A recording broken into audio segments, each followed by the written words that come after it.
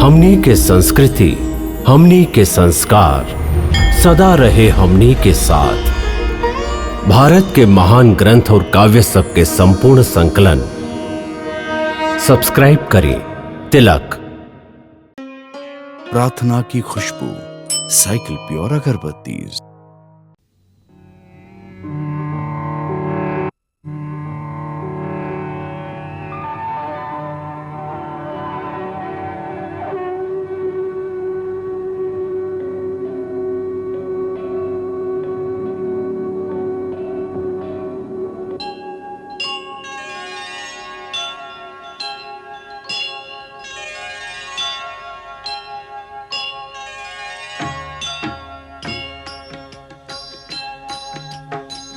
सीताराम चरित अति पावन, मधुर सरस अरु अति मन भावन।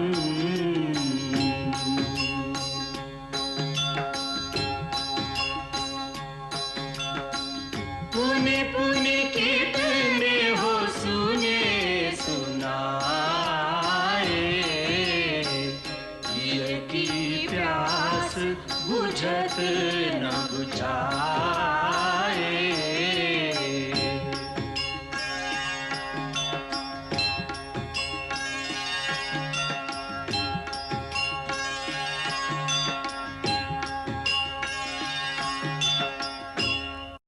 बाकी जब तक जियत रही कर्म तो करबे करी। उ कर्म या तो पाप होई या पुण्य होई। फिर प्राणी कैसे निकली माया के बंधन से? तू ठीक कहला राम, कर्म तो कर ही के पड़ेला। बाकी जब कर्म निष्काम कर्म हो जाला, फल की इच्छा से रहित हो जाला, तब जीव कर्म फल से मुक्त हो जाला। एकर दूगो सरल तरीका बा। एगो भक्ति और दोसर साक्षी भाव के अभ्यास कईल, माने कर्ता के अहंकार छोड़ल, कर्ता होके भी दृष्टा बनल। कर्ता होके भी दृष्टा कैसे बन सकेला गुरुदेव? हमरा पास आवा, हम बतावत हई।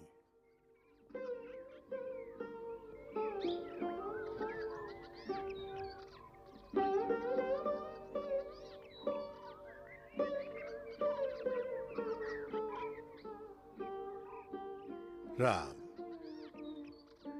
अब आपन अंतर मन के यह शरीर से बाहर निकाल के आवा हमरा साथे।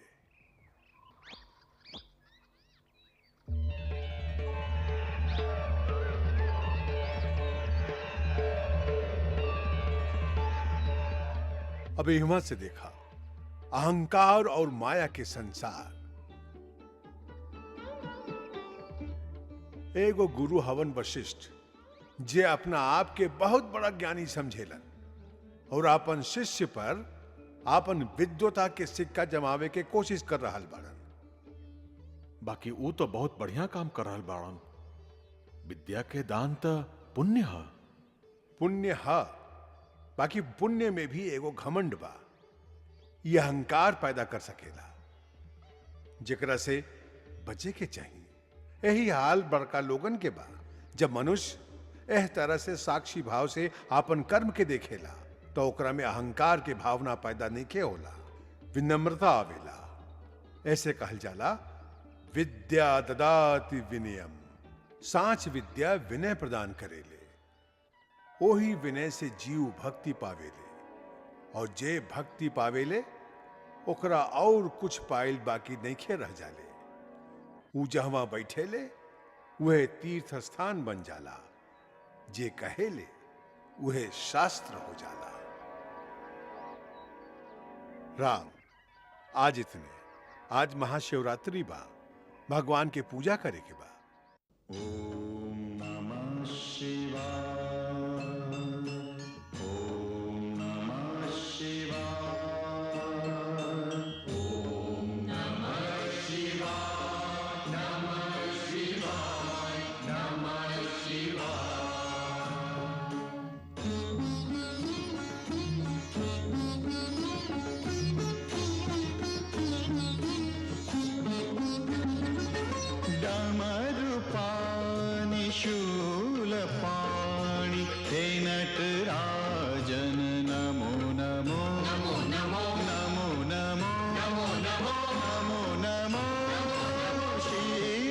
संग भस्म अंग करते धारण। नमो नमो नमो नमो नमो नमो नमो नमो नमो अनुपाणि शूलपाणि हे नटराजन नमो नमो।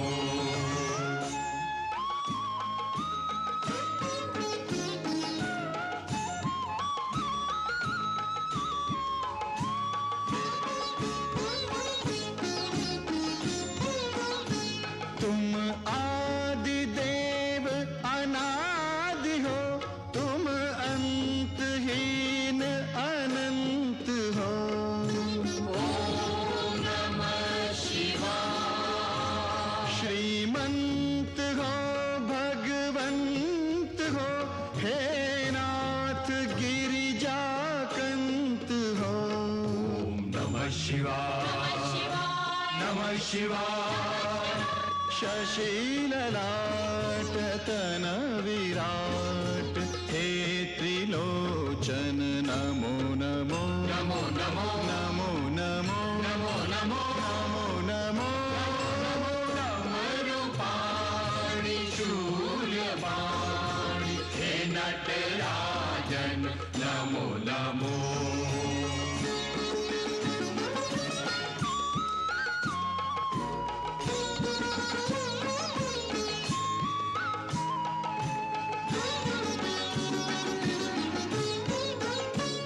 निस्सार इस संसार में शिव नाम केवल सार है।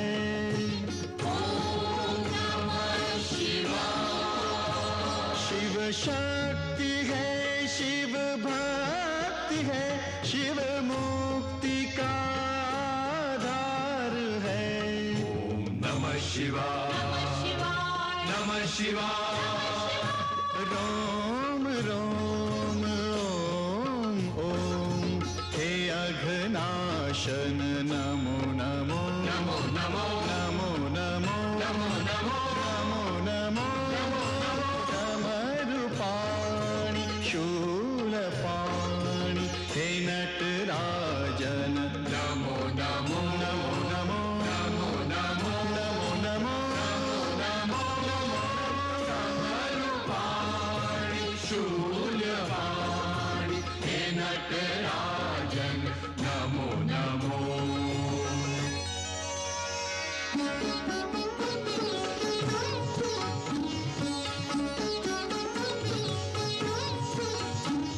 प्रभु कितना सुंदर बीणा बजावता नहीं, नृत्य करे का मन करता। त के रोकता? प्रभु वीणा बजावे और उनकर भक्त नाचे और हम आनंद लें।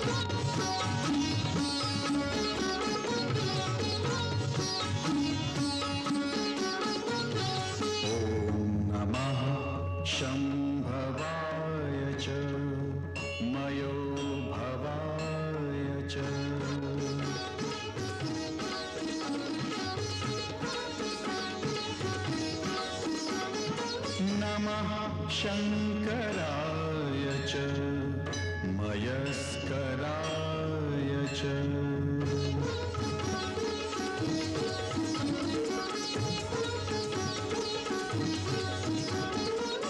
नमः शिवाय च शिवतराय च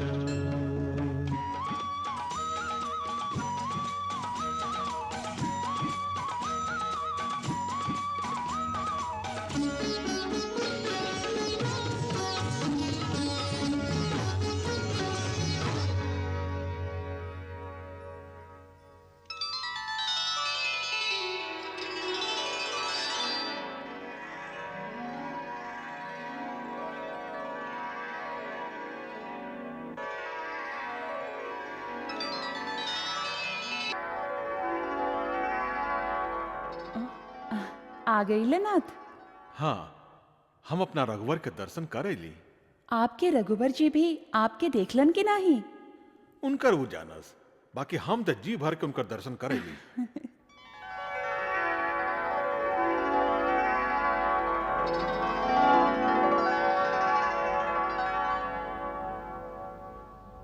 प्रणाम महारानी। ई सब का बा रे सुमंत? चारों कुमार के नया वस्त्र। गुरु आश्रम से संदेशा आयल बा कि चारों कुमार के शिक्षा दीक्षा पूरा हो चुकल बा। माता पिता के भेजल कपड़ा पहना के ही विद्यार्थी सबके गुरु आश्रम से विदाई कल जाई।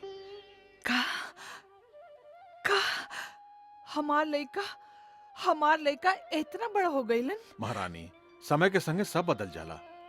हम आपसे आशीर्वाद और आज्ञा लेवे आयल हैं उ लोग के ले आबे खातिर। ओ घरे आवतारन, हमार लड़कन घरे आवतारन, ये सोच के हमार धीरज टूट रहल बा। चली चली हरे सुमंत, हमारे लड़का के जल्दी से आश्रम से विदा करा के ले आई। आज तो हम लोगन के गुरुकुल में रहे के अंतिम दिन बा। हमरा के जवन विद्या तो हम लोगन के देवे के रहल वो पूरा भई। आज दीक्षांत समारोह के समय हम तोहनी के अंतिम उपदेश देत हई। सा विद्या या विमुक्त, सांच विद्या उहे हा जे मुक्त करते। ऐसे आज से हम तोहरा के अपन सगरे आदेश से मुक्त करत हैं। अब जीवन पथ पर बढ़े के मंत्र होई आत्मा अनुभव। माने हमरे सब आदेश के आंख मूंद के मानल आवश्यक नहीं खे। आपन विद्या आपन विवेक के सहारे से आपन धर्म आपन कर्तव्य अपने से तय करा। शास्त्र के अनुसार मनुष्य के जीवन में 3 ऋण चुकावे के होला। देव ऋण, पितृ ऋण और गुरु ऋण। देव ऋण भक्ति और पूजा से चुकावल जाला। सब प्राणी में भगवान के रूप देखबा तो सब प्राणी तोहरा खातिर पूजे योग्य हो जाई हैं। यही भगवान के सांच पूजा बा। यही तरह देव ऋण चुकावल जाला। आपन सुख त्याग के माता पिता के सेवा में समर्पित होके ही पितृ ऋण चुकावल जाला। अब बचल हमार गुरु दक्षिणा। तू अपन आचरण से और धर्म से यह संसार में सुख सुंदरता और प्रसन्नता फैलावा। मानव धर्म के आदर्श स्थापित करा। मन से बैर भाव निकाल के उनकरा मन में प्रेम के बीज बोता। यह वचन तोहन लोगन से लेके हम तोहन लोगन के गुरु ऋण से मुक्त करत हैं। हमारा आशीर्वाद हमेशा तोहरे संगे बा। जब भी हमरा के याद करबा अपना पास पैबा।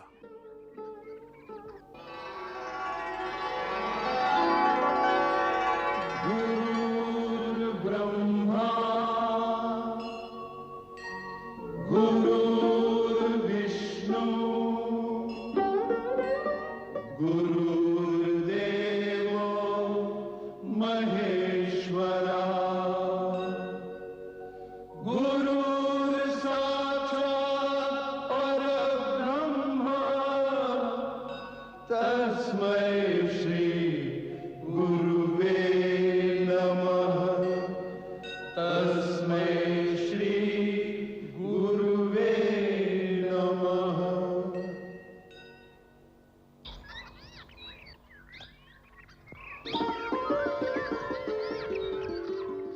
इतना बरिस आपके ममता के छाया में रह के जात समय बस आपसे एक ही प्रार्थना बा गुरु माता कि यह ममता के आचरा के छाया हमने पर हमेशा बनल रहे।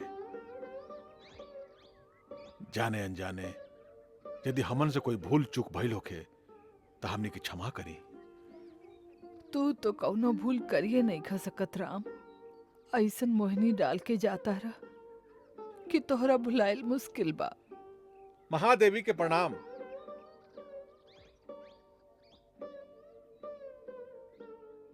गुरु माई अरुंधति के चरण में दास सुमंत के सादर प्रणाम। कल्याण होखे आर्य सुमंत। महारानी कौशल्या राजकुमारन के कपड़न के साथ आपके खातिर कुछ उपहार भेजले हैं। धन्यवाद कहब। आशीर्वाद देव अयोध्या की महारानी के। राम, भरत, शत्रुघ्न, लक्ष्मण, आर्य सुमंत अयोध्या के महामंत्री बाड़न और तोहार पिता के बाल सखा भी बाड़न। इनकरा के प्रणाम कर। प्रणाम आर्य सुमंत्र। चिरंजीवी होखा, यशस्वी होखा। आप ठीक समय पर आयल हैं आर्य सुमंत। इनकरा अयोध्या भेजी से पहले राजकुमार के तरह सजावे में आपके हमार सहायता करे के पड़ी। नहीं तो कहीं महारानी सब ई न कहस कि हमार राजकुमार के फुहड़ और गंवार बना के भेज देले हैं। चली।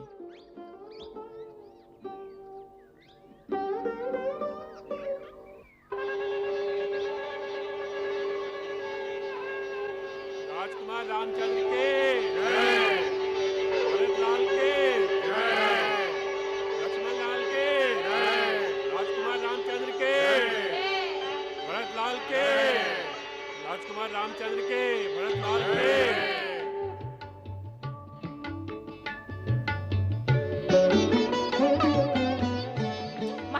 महारानी जी राजकुमार नगर में आ गइल बड़न। जनता उनकर जयकार करतिया, उनकरा पर फूल बरसावतिया।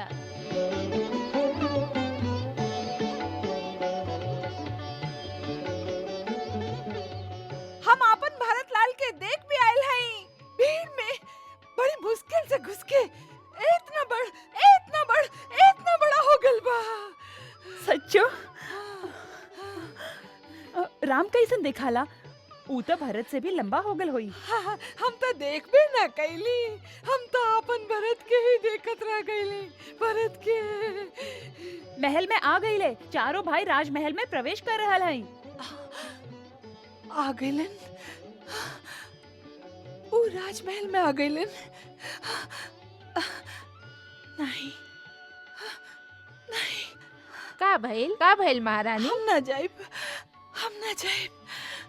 इतना खुशी हमरा से कैसे सहल जाए? हम ओकरा के कैसे देख पाएब? कहीं हमार नजर न लग जाए उनका।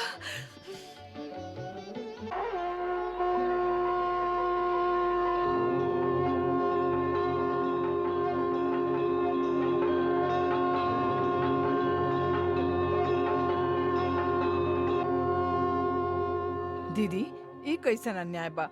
गुरुदेव राजकुमारन के महाराज के कक्ष में ले गईलन। उनकरा के माई लोग के कुछ ख्याल नहीं खे। हमने भी तो उनका प्रतीक्षा करत रही। काहे नहीं हमने महाराज के कक्ष में ही चली।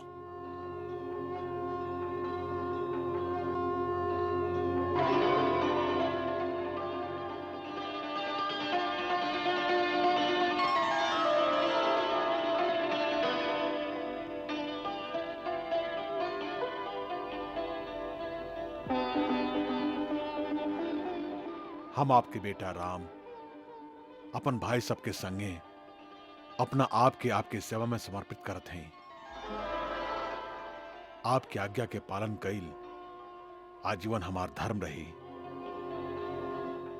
भगवान तोहरा के दीर्घायु प्रदान करस और सदा सुखी रखस। गुरुदेव, आपके कृपा से आज हमार चारों मनोरथ सफल हो गए। अयोध्या नरेश, तू नन्हा छोट छोट बालक हमके सौंपले रहा। आज हम पूर्ण पुरुष बना के वेद वेदांत, धर्मशास्त्र, समाज शास्त्र, अर्थशास्त्र, राजनीति समस्त विद्या में पारंगत बना के हम तो के सौपत हैं। क्षमा करी गुरुदेव, हमने और अधिक प्रतीक्षा ना कर सकली। हम आपके दोषी हैं महारानी। देवी अरुंधति हमरा से कहले रहली कि कुमारन के पहले माई सबके पास ले जी हा।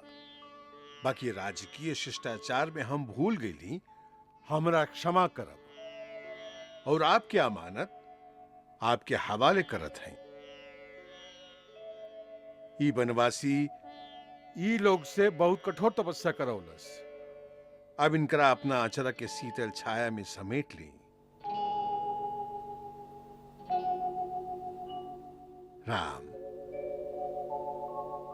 माई के स्थान ईश्वर और गुरु से भी ऊंचा होला। राम, माई के स्थान ईश्वर और गुरु से भी ऊंचा होला। जे भक्ति भाव से माई के चरण के सेवा करेला, देवता भी ओकर पूजा करेलन। जेह चरण में कई गो स्वर्ग समाइल बा, ओह माई के चरण के वंदना करा राम।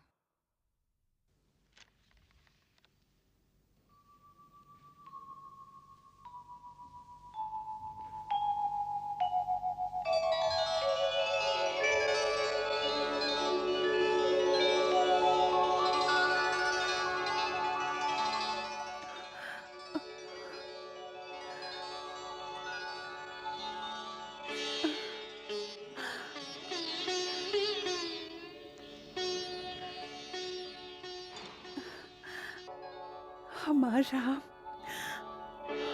हमार बेटा,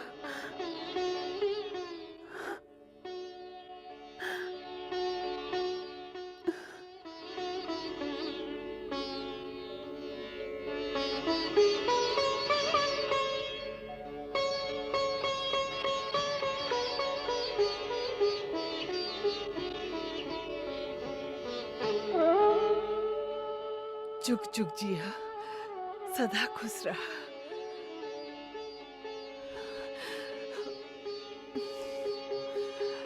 बेटा,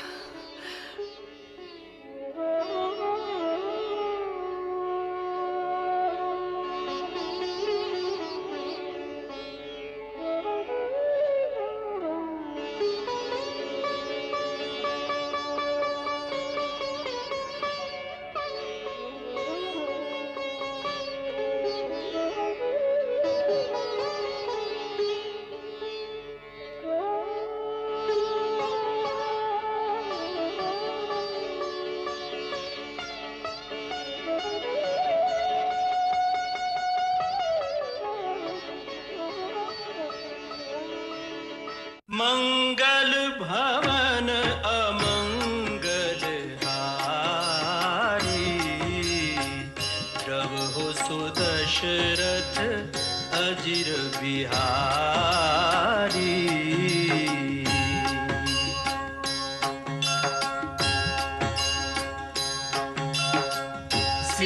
सीताराम चरित अति पावन, मधुर सरस अरु अति मन भावन।